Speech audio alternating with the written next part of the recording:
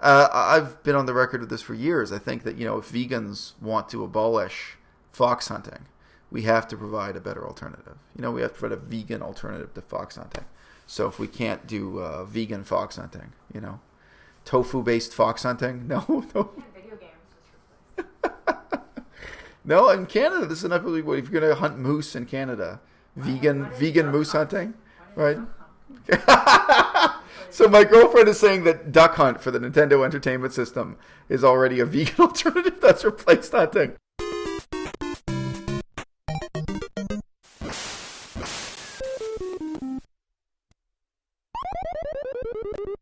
Hey guys, what's up? I'm live streaming with my girlfriend off camera. She might make some noises or chime in or pipe in or join the discussion at some point. This is a follow-up that for some of you will come as no surprise, but it is a little bit surprising to me. Obviously, many of my viewers know Durianrider better than I do. Many of my viewers were completely convinced from the start that, one, the boxing match with Durianrider would never happen, and two, the reason why it would never happen would be because Durianrider didn't stand a chance of winning. Now, neither of those things were really clear to me. I mean, sorry, babe, my girlfriend here, she heard me talking about this before we went public with the video. I said, yeah, Durianrider, he could win. I thought he totally stood a good chance of winning. And we just checked his channel and saw what kind of condition he's in and so on. Again, he and I are about the same height. We're about the same age. And beyond that, guys, it's a charity boxing match. Nobody's going to get hurt. I've offered in the past to do a charity boxing match with Vegan Gains. I don't think I would win it. I offered to do a charity boxing match with Jason Pizzino. But, this is not like buying an airplane ticket to a war zone, which I've done in the past. I've actually done that. I mean, I did volunteer work and humanitarian work. Hilariously, I was in one of the areas where the Civil War was just ending. They were just doing the armistice and the negotiations at that time, the last of the Yao rebels in northwestern Laos on the border between Laos and Myanmar. But that's another story. But anyway, it's not like going to a war zone. It's not even as dangerous as downhill skiing. I mean, talking about a charity boxing match, not that big deal. So even if I was going to lose, I might do a boxing match knowing I'm going to lose. It's okay. I'll do my best. But, So likewise, I thought Durianrider might do it even if he knows he's going to lose. Try to put a positive ending on what's been a tremendously negative situation for him and myself. I mean, I think it's more negative for me than it is for him, but it's destroyed his career. His career is over. His career as a YouTuber is over. His status as a symbol in the world of diet and exercise and vegan activism is over. And at a minimum, his conflict with me was a huge catalyst for that. But at a maximum, you really can't say this is the, I don't know, this is the nail that punctured the tire. Whatever you want to say, man. This was a huge part of his downfall. So, look, some of you guys evidently know Durianrider better than I do, and we got some really interesting comments on my YouTube video of people who said predicted exactly what did happen. They said no, Durianrider would refuse on account of his weight class, that his body weight is not the same as mine. And I've said back about this also. Freely herself has said that he lies about his weight. I think he must either be lying about his weight or lying about his height or both. Today at the gym, it just struck me. I was lifting weights. I was doing the bench press with Melissa, with my girlfriend. And I said to her, you realize right now I'm lifting more weight than Durianrider's entire physical frame. It's just ridiculous. So this guy's the same height as I am, and he weighs less than this. Now, at the same time, of course, every time I do a push-up, I put the push-ups in the last videos, I do these kind of push-ups on a 45-degree angle kind of thing. I'm lifting about my own body weight. It's no great feat. But nevertheless, that's hard for me to visualize. But in any case, people who knew Durianrider better than I did wrote in saying, one, he'd never actually do the fight. Two, that he would use the excuse of his body weight being lower than mine. I think there was a 0.3 and 0.4, but we'll leave this up for now. Vegan Foot Soldier commented, it's a shame that DR's mouth is bigger than his balls. Mine are equally proportioned, which is why at 65 kilograms, I argue with logic rather than fists. So I can believe Foot Soldier is 65 kilograms. I don't know his height, but that's believable to me. Pro tip, avoid violence at all costs until you're attacked, then switch like a fucking psycho. The inverse isn't a good look at all, i.e.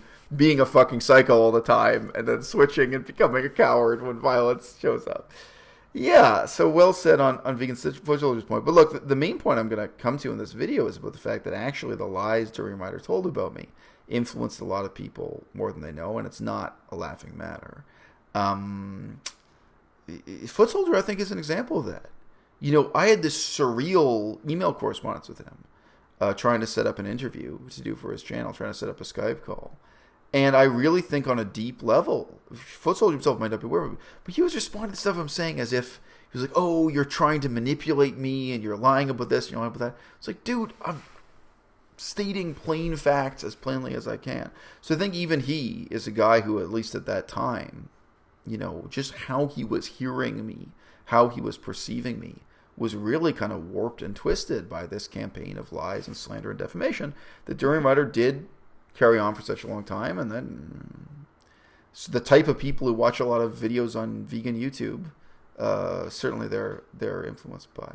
Anyway, this is a couple of comments here I screenshotted from Reddit. This one kind of stood out to me. I'll read this aloud. Here is my take, : Durianrider perceives this man as a threat to his little empire and can't retaliate with logic and reason.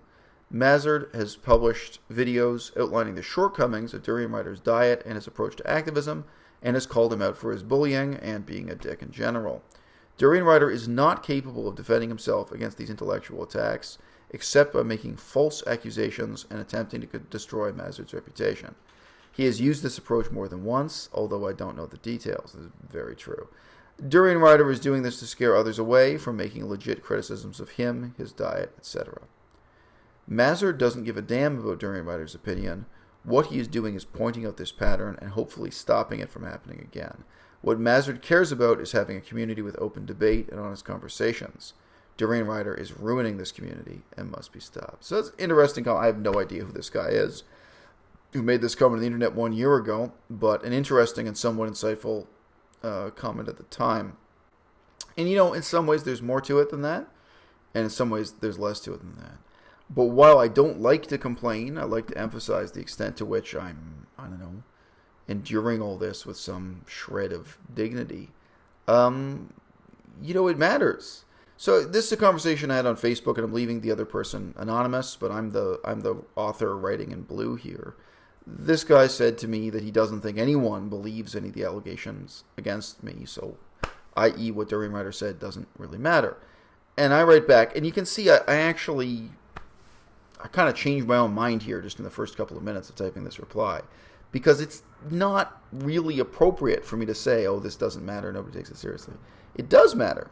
And, you know, it really could have been a much more positive, you know, ending to things, whether a year ago or today, if Durianrider came out and had a charity boxing match. And, you know, it would certainly be more positive if he admitted that these were all lies and so on, if he really instructed his followers to stop telling these lies about me. So I reply here at first saying, I know, : but the internet is written in ink, not in pencil. Unless people actually delete their old videos or old Tumblr statements, etc., nothing changes. And yeah, I do talk to more people about it than you do, because I'm me, and yeah, I do see the full spectrum of opinion and the negative impact this slander has had, and that it still has. Seriously, you say nobody is interested. Do you know how many thousands of people still sincerely believe that I'm a so-called scam artist who, quote-unquote, stole the money for the lawyer, even though now the receipts are posted on the internet, and enough information always was. Anyway, it's ridiculous. Honestly, though, it would have been a positive ending or outcome if Durianrider did a charity boxing match with me. I just made a video offering that. So yeah, I can say that just in the last few days, I did offer a relatively positive resolution to the situation. In a charity boxing match, nobody gets hurt. It would be in a gym, etc. We're not talking about a street fight. We're not talking about a civil war. So yeah, that was one positive way out I just offered. But sure, in many ways, I have no choice but to just move on. As opposed to what? Is there a not moving on option? What's the alternative to moving on? Sorry. These are virtues that are easy to preach, huh? You should move on. You can say that to anybody over any fucking thing. That's a cowardly ass thing to say to somebody. Oh, your father died? You should move on. Uh-huh. As opposed to digging up his grave? As opposed to putting him in my front lawn like a fucking scarecrow? What is the alternative to moving on? It's a shitty thing to say to somebody. It really is. Anyway, I know he means well, but still. All right. So I say, sure, in many ways I have no choice but to just move on. However, there's real serious damage done to my life, and it's not trivial. I'm going to be unemployable when I return to Canada. Take a look at my CV already sent to you. And I'm going to have to deal with this as a dark cloud, even over my reputation within the vegan movement, forever. I think that's reasonable to say, based on me having spoken to so many vegans, including Tobias Leonhardt and these people who are supposedly too smart to be influenced by, internet drama, but they actually are influenced by internet drama. I continue, quote, there are thousands of people who believe that, and I've spoken with hundreds of them myself. That's just one example of a lie Durianrider told. Durianrider made it up, but so many other channels, even plant-based news, reported it as fact, / expanded on it, etc. So this is true. Klaus at Plant-Based News jumped on the bandwagon here, right? Another example, colon. Do you know how many thousands of people believe that I'm a millionaire or a trust fund kid who has never had a job?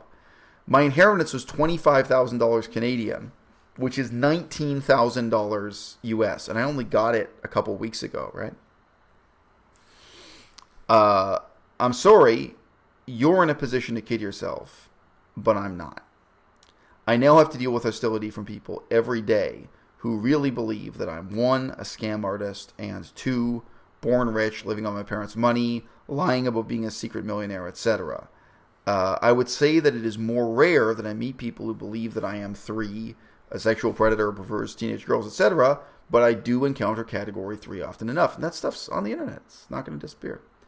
Yes, this is a real problem in my life, day after day, month after month, year after year. It hasn't gone away. I know you talk to a few people in Chiang Mai cafes, and you conclude that it isn't really a problem, quote unquote, it isn't a problem. No, that just means it isn't a problem for you. It is a problem for me. And yes, actually, a charity boxing match and seeing Durianrider admit that it was all bullshit would help. The other people involved, for example, Vegan Cheetah, Joe Vegan, etc., they never admitted they were wrong. Even Plant-Based News, Klaus, refused to issue a retraction, and I made it really easy for him to do so. I get in the details of that, but this is long story short, I was offering to cooperate with the guy, to do a Skype call with the guy, do a podcast with the guy or something, Very much a bury the hatchet approach to dealing with Klaus Plant-Based News, which he completely dropped the ball on it. Anyway, it's a problem that doesn't go away. And yes, I have long since posted the actual receipts, i.e. the literal receipts, so what the actual invoice and payment receipt or whatever, showing how much the lawyers were paid, etc. Sorry, I forgot about this. In the list of damage done, there's also category 4. So number 1 was scam artist regarding the fundraiser. Number 2 is born rich secret millionaire. Number 3 is sexual predator. And 4 is abusive towards women and or wife beater. This one is especially damaging because Durianrider and Cheetah spoke to my ex-wife directly on the phone. I do not believe that she ever told them I was a wife beater. Not even they have ever said this, i.e. they never claimed that she said this. But still, the fact that they spoke to her at all makes lies of this kind more important. And I just mentioned to my girlfriend off camera, another example of this is Josh, aka Vegan Revolution. She also, my ex-wife spoke to Josh on the phone, and Josh had this really acrimonious Skype call with us. If she had said anything that bad about me in her private conversation, he would have thrown it in my face. He would have made those accusations because he was gleeful to defame me and use whatever character assassination he had. So I assume my ex-wife has never said anything like that, but nevertheless. And I point out in my one and only interview with the Light Twins, that was one of their questions. So we did one. It was a great interview, by the way. Still a great podcast. You can still hear it. But they did ask me very seriously, do you or did you ever beat your wife? So yeah, it's extremely damaging. Under those 4 categories, it all still really is a problem. So, I mean, I can be magnanimous about this, but in a sense, what it comes down to is, charity boxing match or GTFO, man. And I'm in a position to want revenge. I never use terms like that on the internet. I never talk about that. I've framed this entirely in terms of doing the right thing because it's the right thing to do, caring about the future of the vegan movement. I've said all these pious and proper and politically correct things, but sure, I'm the aggrieved party here. Julia Bohr is not the aggrieved party. She's got nothing to complain about. She lived her dream. She flew to Chiang Mai and met her hero. She met Freely and Durianrider, and she defamed everybody and had her fun. She's not complaining. She never claimed anything happened between me and her. That was just a lie made up 100% by Durianrider out of thin air. All of his lies. The lies about me having all these girlfriends in Quebec, blah, blah, blah. They were all complete fantasy on his part.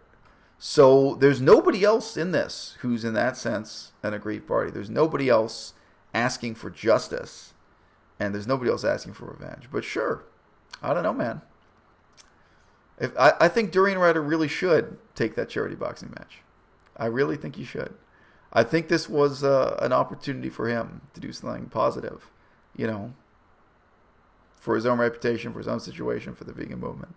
And, to end a real source of enmity that, I don't know. He might not like the alternatives. He might not like spending 2 years in a Thai prison, but, we'll see what comes of the next hearing. And here on screen, I guess is the closing screenshot. This is Durianrider himself commenting below the video that he is only 67 kilograms, and therefore, if he actually had this boxing match with me, he would be a victim of bullying. You can see it in his own writing, and you can see my response.